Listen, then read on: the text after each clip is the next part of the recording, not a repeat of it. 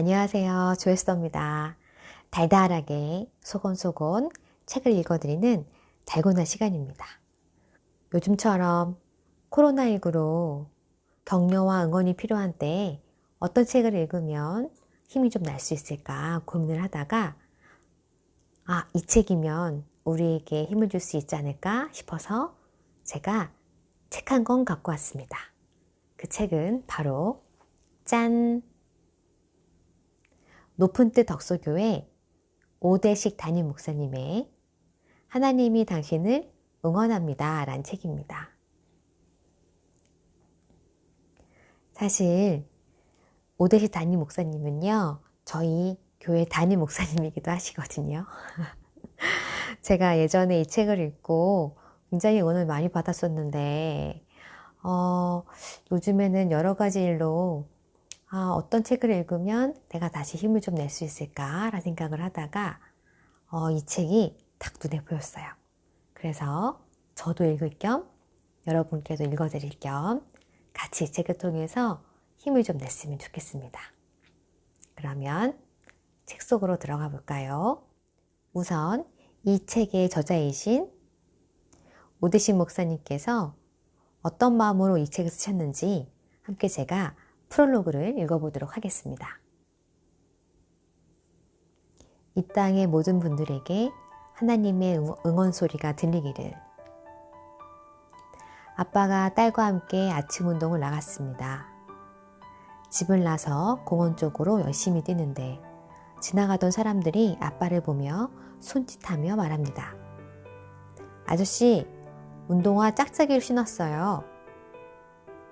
아빠가 아래를 내려다보니 정말로 한쪽은 흰색, 다른 쪽은 검은색이었습니다. 마주오며 운동하던 사람들이 아빠를 보고 모두 웃었습니다.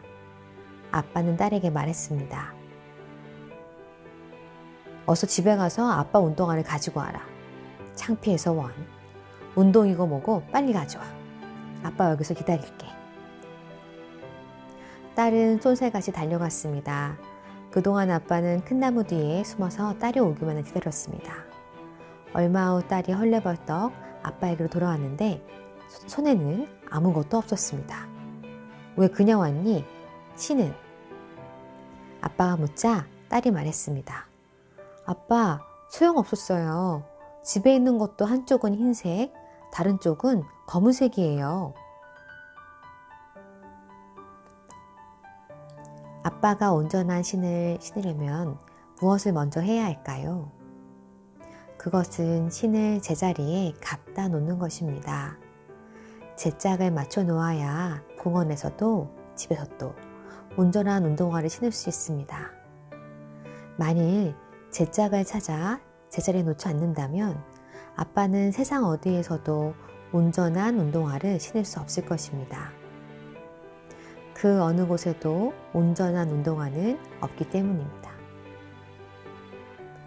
우리 삶의 주변에는 하나님의 위로와 격려가 참 많이 있습니다.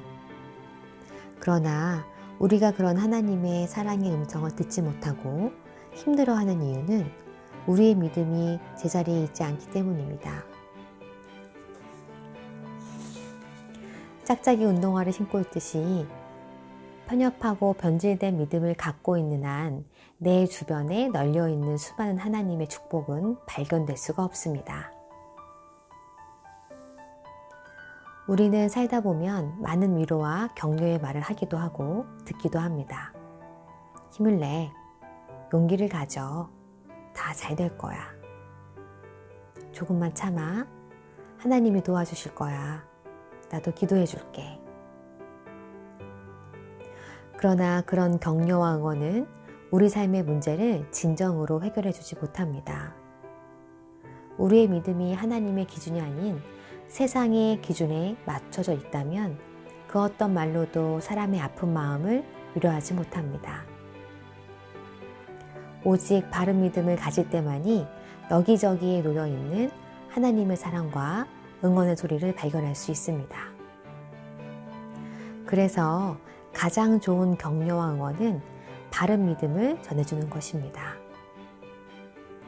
당장 듣기 힘들고 문제 해결과 거리가 먼 것 같아도 운동화를 제자리에 갖다 놓지 않으면 평생 온전한 운동화를 찾을 수 없듯이 바른 믿음을 소유할 때만이 하나님의 은혜와 응원을 발견하게 됩니다. 이 책은 우리가 신고 있는 짝짝이 운동화를 제대로 맞춰놓는 일에 도움을 줄 것입니다. 그리고 우리에게 가장 필요한 위로인 하나님의 응원 소리를 들을 수 있도록 안내해 줄 것입니다. 우리가 하나님의 응원을 듣고 느낄 수만 있다면 삶의 대부분의 문제들은 어렵지 않게 풀릴 것입니다. 우리 삶의 모든 원리를 만드신 분이 제시하시는 해결책이요, 응원이요, 위로이기 때문입니다. 이 책을 통해서 많은 분이 하나님의 위로와 응원이 내 주변에 수없이 많다는 것을 알게 되었으면 좋겠고, 하나님의 응원 소리를 듣고 새 힘을 얻으면 좋겠습니다. 힘들고 어려운 일을 당해 큰 낙심 중에 있는 이 땅의 모든 분에게 하나님의 응원 소리가 들리기를 소망합니다. 오대식 목사. 파트 1. 하나님이 정말 내 곁에 계실까? 묻고 싶은 당신에게.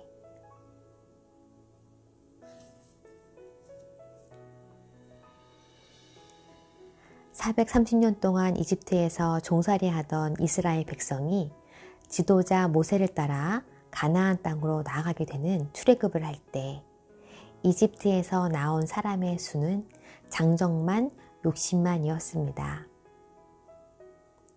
그러나 이집트의 바로왕은 놓아준 노예 60만 명이 아까웠던지 군사를 풀어 그들을 뒤쫓게 했습니다. 아마도 죽이든지 회유해 다시 데리고 오든지 하려고 군대를 보냈던 것 같습니다.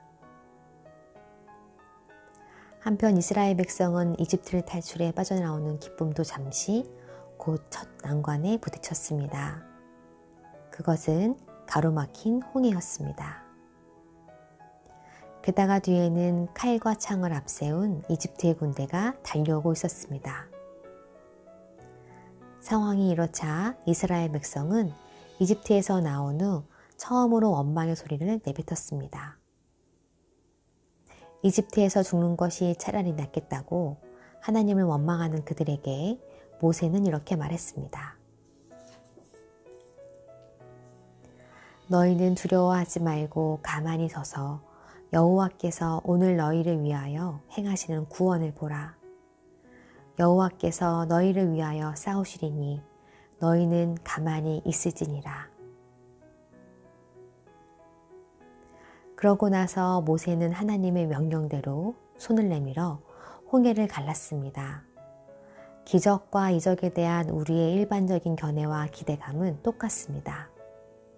그것은 대체적으로 초자연적인 현상이라는 것과 순식간에 바뀌는 상황을 기대하는 것입니다. 또한 마치 이것이 신앙의 최종적 결정체라 믿습니다. 이런 이적의 체험은 나름대로 깊은 신앙으로의 몰입을 가져오며 또 상당히 높은 신앙적 체험을 얻는 것이라 생각합니다. 그러기에 우리는 어쩌면 모두 은근히 생활 속에서 이러한 신앙적 이적을 기다리고 다른 이에게 나타나는 그 모습을 부러워하고 있는지도 모릅니다. 홍해가 갈라지는 사건을 보면서 우리는 하나님이 어떻게 기적을 이루시는지 살펴볼 수 있습니다. 그리고 하나님이 기적을 이루시는 방법을 우리도 생활 속에 적용할 수 있어야 할 것입니다.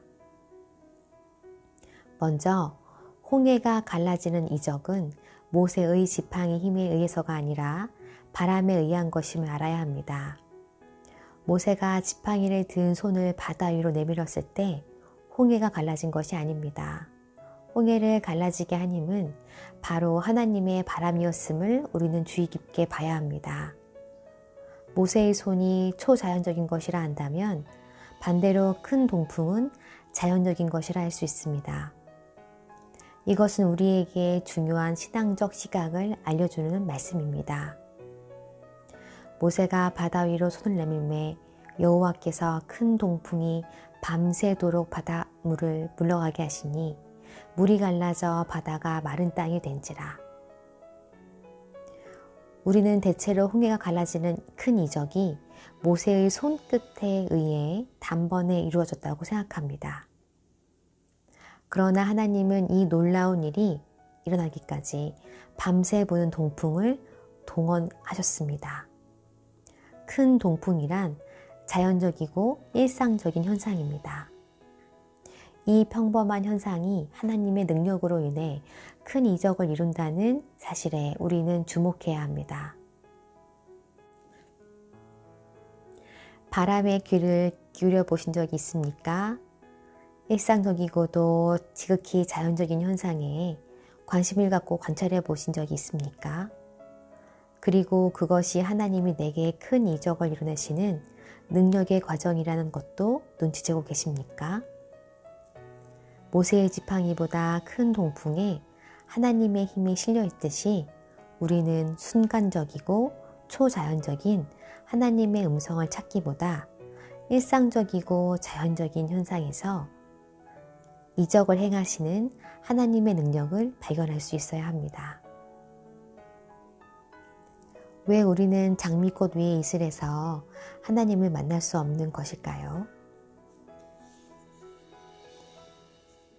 왜 우리는 바람 속에서 주님을 볼 수 없을까요? 그 이유는 우리의 신앙교육과 경험 자체가 너무도 초자연적이고 순간적인 이적에 높은 가치를 두어왔기 때문입니다. 자연적인 현상 속에서는 하나님의 음성을 발견할 수 없도록 초자연적인 이적만을 가르쳐왔기 때문입니다. 이제는 눈을 떠 작은 일상 속에서도 이적이 일어나고 있음을 보아야 합니다. 보십시오. 큰 동풍이 밤새도록 불었다고 하는 대목말입니다. 모세가 손을 내밀자 하나님이 큰 동풍을 동원시켜 순식간에 바다가 갈라지게 하신 것이 아니라 그 바람이 밤새 일어 즉 많은 시간이 흘러서야 바다가 갈라지게 되었다는 사실입니다.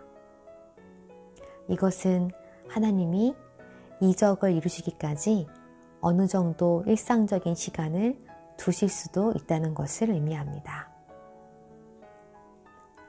우리에게는 이런 경험이 너무 많습니다. 손을 내밀어 놓고 밤새 바람만 맞고 서 있는 모세처럼 우리의 기도는 늘 불안했습니다. 하나님은 왜 이뤄주시진 않고 바람만 불게 하시는 거야?